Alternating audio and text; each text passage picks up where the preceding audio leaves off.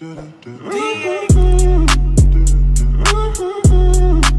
monde, c'est Emilie, j'espère que vous allez bien. On se retrouve aujourd'hui pour une nouvelle vidéo que j'avais trop envie de vous faire. Dans cette vidéo, je vais vous parler de mes pires et de mes meilleurs achats luxe. Je vais mettre les deux en même temps. Pourquoi je vous fais cette vidéo? Bah déjà parce que c'est le type de vidéo que j'adore regarder. Moi, personnellement, je m'intéresse beaucoup au luxe. Moi, le luxe, c'est quelque chose que j'adore partager. Et si ça peut également vous aider à faire vos achats ou justement à ne pas les faire, et ben c'est tout bénef. N'hésitez pas à liker la vidéo, c'est un truc que je dis pas tout le temps mais franchement ça fait trop plaisir et surtout bah ça nous donne de la force, donc merci à ceux qui le font, vraiment merci beaucoup.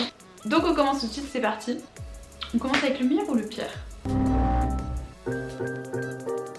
Alors faut savoir que ça me brise le cœur, genre j'ai la larme aux yeux rien que de me dire que je viens de dire que c'était les pires. Il s'agit de ce modèle de chez Balenciaga. C'est les ceintures boot de chez Balenciaga. Ces chaussures elles ont vraiment une histoire, genre vraiment je les voulais depuis des années. Donc quand elles sont sorties en 2013 je les voulais, sauf que j'étais étudiante, j'avais pas du tout les moyens de me les payer, bah, je travaillais pas tout simplement. Et puis un jour j'ai commencé à regarder sur Vestiaire Collectif si elles y étaient pas et à combien elles pourraient être. En fait il faut savoir que les années ont passé et que 7 ans après elles ont pris énormément en valeur puisqu'elles sont passées de 700 € en 2013 à 1090 € aujourd'hui. Donc moi je me suis dit bah c'est mort, je veux pas les payer 1000 €, enfin encore un sac, je sais pas, j'ai un peu moins de mal à mettre 1000 € dedans, mais une paire de chaussures je trouve ça un peu cher parce que c'est pas un truc qu'on met forcément tous les jours. Je suis tombée sur cette paire sur Vestiaire Collective qui était en parfait état avec tout, la boîte, le dust bag.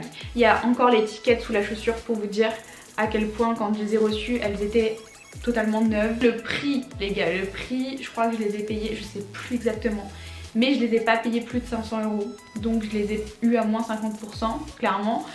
Un peu plus même. Effectivement aujourd'hui elles coûtent 1090 € et c'est justifié parce que la qualité est incroyable. Mais la qualité est trop incroyable. C'est des chaussures italiennes en cuir. C'est du béton. C'est du béton ce truc. C'est incroyable. Elles sont tellement douloureuses. Tellement douloureuses. Alors faut savoir aussi que c'est du 35 italien.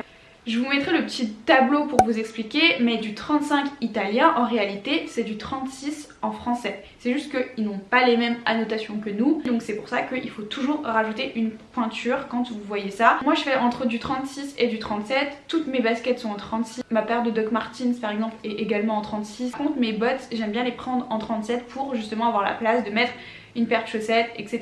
Là je me suis dit bon il n'y a pas forcément besoin de paire de chaussettes, ça va le faire.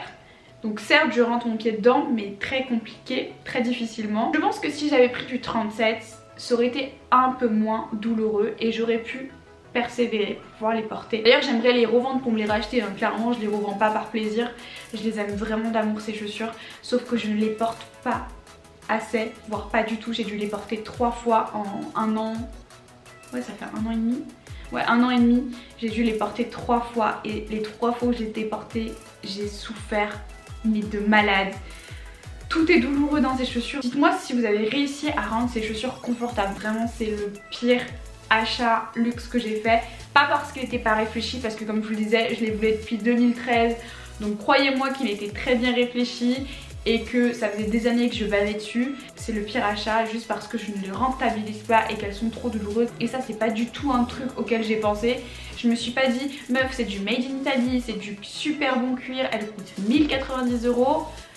Tu crois pas que ça va être un peu douloureux? J'y ai absolument pas pensé. Pourtant c'est la base. Et aussi elles sont très lourdes. Mais bon ça à la rigueur ça peut le faire. On va passer à un article positif, c'est le Louis Vuitton pochette MM. Je pense que vous me voyez également beaucoup le porter sur Instagram. Quand je vous fais des looks, j'aime beaucoup porter ce sac. En fait, c'est clairement le meilleur achat luxe que j'ai fait. Pourquoi? Déjà le prix. Le prix est très abordable. Neuf, elle vaut 410 €. Maintenant, ils ont augmenté 10 € parce que vous savez que tous les intemporels des marques, comme je vous le disais juste avant, augmente. Mais le seul problème c'est qu'il est tout le temps en rupture de stock, de partout, parce que c'est un article pas cher de Louis Vuitton. Je mets pas cher entre guillemets parce que je sais qu'on va me dire ouais mais c'est super cher pour un sac et nanani, tu te rends pas compte. Si bien sûr je me rends compte que c'est très cher pour un sac, évidemment, mais je dis pas cher, je parle dans le marché du luxe. Pas cher pour du Louis Vuitton, pas cher pour la qualité. Je vais vous en parler juste après. J'avais appelé Louis Vuitton à Lyon, il n'y en a qu'un seul malheureusement, donc je pouvais en faire qu'un seul. Mais vous vous doutez bien qu'elle n'était pas disponible, qu'il fallait se mettre sur liste d'attente et tatati et tatata. Moi, comme je ne suis pas patiente, vraiment c'est mon défaut l'impatience, quand je veux un truc je le veux tout de suite, et ben je suis directement allée sur la seconde main. Donc moi d'ailleurs c'est l'ancien modèle, c'est le modèle vintage, depuis il a été réédité. Il y a des vidéos sur YouTube qui vous expliquent la différence entre l'ancien modèle et le nouveau. Je crois qu'il y a même une petite poche à l'intérieur. Moi personnellement je m'en fiche complètement. Donc je l'ai pris sur Vestiaire Collective. C'est le seul site que je vous conseille pour acheter du luxe sur internet. Je sais que c'est un peu contradictoire parce que moi par exemple je vends mes Balenciaga Vintage, donc je suis en train de vous dire n'achetez pas sur Vintage du luxe, mais j'en vends. Honnêtement, si vous devez acheter du luxe sur internet, je vous conseille 1000 fois Vestiaire Collective. Ce n'est pas du tout sponsorisé, ils ne savent pas mon existence du tout, mais j'aime trop leur façon de procéder. Il y a vraiment beaucoup de protection sur Vestiaire Collective. Vinted ne vérifie pas du tout, Vinted s'en fout complètement. Et même si les photos sont vraies, même qu'il y a le numéro de série etc, je vous rappelle toujours que ça peut être des photos volées. Je l'ai payé un peu moins cher, du coup je l'ai payé 300 €. Pourquoi j'aime ce sac? Tout simplement parce qu'il va avec tout. Il est hyper pratique, même malgré sa petite taille il peut contenir vraiment tout ce dont j'ai besoin pour la journée. Je vous mettrai dans le petit i ma vidéo où je montre qu'est-ce qu'il peut contenir. Je suis pas quelqu'un qui va emporter toute sa maison avec soi dans son sac. Je comprends pas ces gens-là qui ont 40 000 trucs dans leur sac, inutiles, qui les utilisent jamais clairement dans la journée. Donc voilà, je préfère avoir l'essentiel, le concret, et ce sac est incroyable. Moi j'avais vraiment peur par rapport au motif monogramme. Je suis très compliquée sur le motif monogramme. Je l'aime à petite quantité et à petite dose. Je suis pas fan de tous les sacs monogrammes de Louis Vuitton. À chaque fois je dis Vuitton, je suis désolée, c'est Vuitton. Mais voilà, vous m'en voulez pas, je le sais, mais c'est automatique, je dis Vuitton, mais je pense comme la plupart des gens. Mais c'est Vuitton et à chaque fois je me rends compte 5 ans après, donc désolée. Au final, comme c'est un petit modèle, il est discret, il est vintage, c'est pas too much. Vraiment, je vous conseille un sac de Louis Vuitton en monogramme, c'est celui-ci. Vraiment, je l'aime trop. Et dernier point, c'est la qualité. Donc comme je vous le disais, moi c'est un vintage. Évidemment je peux changer la bandoulière, je vais la changer, je l'ai pas encore fait, j'ai pas encore pris le temps de le faire. Vous pouvez racheter la bandoulière seule chez Louis Vuitton. On va parler de mon Gucci. Alors là pour le coup, je vais pas vous mentir, j'ai pas envie de le mettre dans un top, j'ai pas envie de le mettre dans un flop.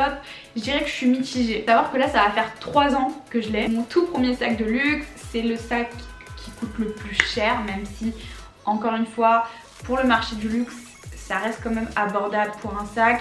Maintenant c'est beaucoup plus cher que mon Louis Vuitton. Il m'a coûté 1000,90 € exactement, soit exactement le prix de mes Balenciaga aujourd'hui au passage. Sachez qu'aujourd'hui il a augmenté également.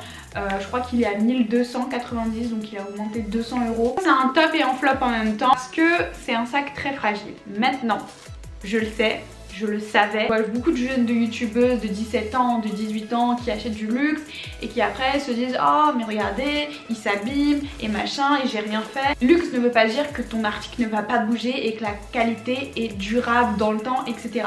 Pas du tout. En fait si tu achètes un sac de luxe à 1000 €, c'est un sac qui va être beaucoup plus fragile qu'un sac à 30 € que tu vas trouver chez Zara. Là, tu payes la marque, tu payes la fabrication. Il y a pas mal d'articles qui ont été faits main, les finitions. Par exemple sur le mien il y a beaucoup de finitions en surpiqué comme ça, sur des matières très nobles, donc là du velours.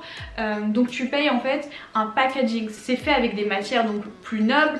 Le cuir il va être beaucoup plus traité. Je vous invite à regarder comment sont faits les sacs de luxe un peu pour que vous puissiez comprendre, parce que par exemple un sac Hermès c'est 17 à 18 heures de fabrication, c'est du fait main, t'assembles les pièces, c'est une personne qui assemble les pièces une par une, enfin voilà, c'est vraiment beaucoup de travail, c'est pour ça que tu payes aussi ce genre de choses. Après il y a des cuirs beaucoup plus résistants, beaucoup plus solides, par exemple les cuirs grainés. Alors moi le modèle personnellement je m'en lasse toujours pas, j'avais toujours dit que j'avais fait exprès de choisir un intemporel, un noir, un basique, puisque pour moi c'est un intemporel. Le problème c'est qu'il prend, par exemple vous voyez là il y a une petite trace, il prend très vite les traces. Là il est un petit peu décoloré, je sais pas si vous pouvez le voir, parce que moi malgré que je le protégeais, j'ai fait l'erreur de le protéger dans un endroit qui l'exposait au soleil, donc ça faire très attention. C'est des trucs qu'on ne pense pas forcément, mais le luxe c'est très fragile, voilà. Donc il y a plein de petits points comme ça à prendre en compte. Alors pour moi c'est totalement ma faute, je ne blâme pas le sac en question. C'est pas un sac que je compte vendre même s'il a pris en valeur etc. c'est mon premier bébé, je l'aime beaucoup, peut-être qu'un jour j'aurai envie de le vendre mais pour l'instant c'est pas du tout prévu. C'est mon premier petit sac de luxe. Le seul souci avec ce sac c'est qu'il vieillit assez mal dans le temps, qu'il faut vraiment en faire très attention. Donc voilà tout le monde, cette vidéo est maintenant terminée, j'espère vraiment qu'elle vous aura plu. N'hésitez pas à me dire quel est votre article préféré que je vous ai présenté dans cette vidéo. Je vous retrouve très vite pour une prochaine vidéo et je vous fais plein de bisous, prenez soin de vous.